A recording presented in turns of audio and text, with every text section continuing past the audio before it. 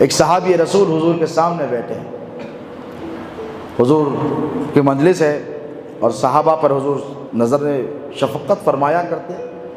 حضور نے ان کی طرف دیکھا تو ہاتھ پورے گھٹے پڑے ہوئے ہاتھوں پر، تو حضور نے بلایا ادھر آؤ، کیا بات ہے تمہارے ہاتھوں پر اتنے گھٹے کیوں ہیں؟ سعد بن مقداد نام آتا ہے روایتوں میں۔ تو قریب آئے اور کہنے لگے یا رسول اللہ، یہ فخر کا زمانہ تھا دوستو، جب پیسے کی روانی نہیں تھی اسلام میں اتنی، اپنا کام خود کرنا پڑتا تھا، صحابہ کے پاس نوکر چاکر نہیں ہوتے تھے، بڑی محنت اور مشقت سے وہ اکل حلال یعنی حلال کی کمائی حاصل کیا کرتے تھے۔ تو جیسے ہی پتہ چلا تو حضور نے پوچھا کہ کیا ماجرا ہے، ہاتھوں پر اتنے گھٹے؟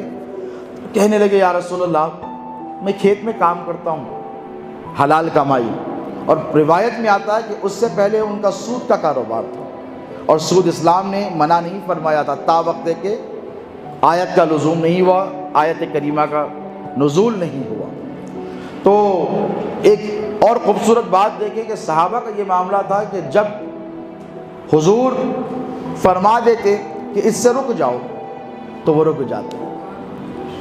یعنی ایک صحابی رسول کا بڑا مشہور واقعہ ہے کہ ان کا بیچ کا کاروبار تھا، سود کا کاروبار تھا، انٹرسٹ پہ پیسے لینا دینا اس وقت جائز تھا۔ شراب کی حرمت سے پہلے بھی اسلام میں جتنے لوگ پہلے اسلام قبول کرے تھے وہ شراب پیا کرتے تھے، لیکن جیسے ہی حرمت آئی اللہ کے رسول نے فرمایا کہ حرام ہے، چھوڑ دیا، سب ڈرموں میں سے نکال کر سڑکوں پر بہا دیا۔ کیوں؟ حرمت آ گئی ہے، نبی نے منع فرما دیا ہے۔ ٹھیک اسی طرح ایک صحابی رسول کا بڑا مشہور واقعہ ہے کہ ہزاروں نہیں لاکھوں دینار لوگ ان کے باقی تھے بیچ پر، 50-60 آدمی تھے جو عاملین تھے جو ان کا پیسہ کلیکٹ کیا کرتے تھے۔ جیسے ہی پتہ چلا حضور نے فرمایا کہ سود میں نے حرام کر دیا ہے، میرے رب نے حرام فرما دیا ہے، تو انہوں نے کہا کہ یا رسول اللہ، رب کعبہ کی قسم میں نے سارا سود معاف کر دیا کیونکہ یہ حرام ہو گیا۔ تو یہ صحابی حضور کی خدمت میں بیٹھے تھے، حضور نے ان کے ہاتھوں کو دیکھا اور ہاتھوں پہ گٹے پڑے تھے، کتنے بڑے خوش نصیب ہیں۔ حضور نے پوچھا کیسے؟ تو کہا یا رسول اللہ، کھیت میں کام کرتا ہوں، دن بھر کام کرتا ہوں، اس کی وجہ سے ہاتھوں پہ چھالے بھی آ گئے ہیں اور یہ گٹے بھی آ گئے ہیں۔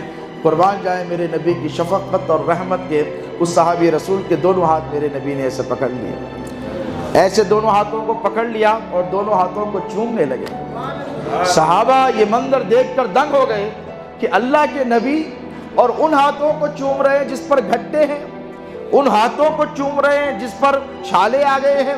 تو صحابہ دنگ رہ گئے اور میرے نبی نے ان کے دونوں ہاتھ پکڑے، چوم کر یہ ارشاد فرمایا کہ جو ہاتھ کے ذریعے محنت کر کر اکل حلال حاصل کرے گا اور اس کی بیوی بچوں کے رزق کا انتظام کرے گا، ان کی معاش کا انتظام کرے گا، میں محمد رسول اللہ رب کعبہ کی قسم کھا کر کہتا ہوں کہ اللہ ان ہاتھوں پہ جہنم کی آگ کو حرام فرما دے گا۔ تو دوستو یہ خوبی ہے کہ اکل حلال کے ذریعے ہم اپنی اولاد کی نشو و نما کریں۔